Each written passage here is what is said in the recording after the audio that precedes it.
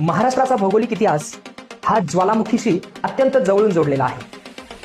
आज जरी महाराष्ट्रात एकही जिवंत ज्वालामुखी नसला तरी कोट्यवधी वर्षापूर्वी झालेल्या उद्रेकामुळेच आजचा हा महाराष्ट्र बनला आहे. सुमारे 6.6 कोटी वर्षापूर्वी म्हणजेच डायनासोर नष्ट झाले त्या काळामध्ये जमिनीच्या भेगांमधून लावारस बाहेर पडला.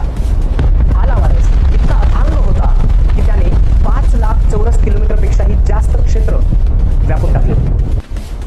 महाराष्ट्रातील सह्याद्री पर्वत आणि त्यावरील किल्ले हे ज्वालामुखीच्या थरांवरच उभे राहिले आहेत. हो, ज्वालामुखीचा लावारस थंड होऊन जो बेसॉल्ट खडक तयार झाला तो अत्यंत कठीण खडक असतो. मित्रांनो, या कठीण पाषाणामुळेच महाराष्ट्रात अनेक अभेद्य किल्ले बांधणे शक्य झाले आणि लेण्या, उदाहरणार्थ अजिंठा आणि वेरूळ सारख्या लेण्या कोरता आल्या.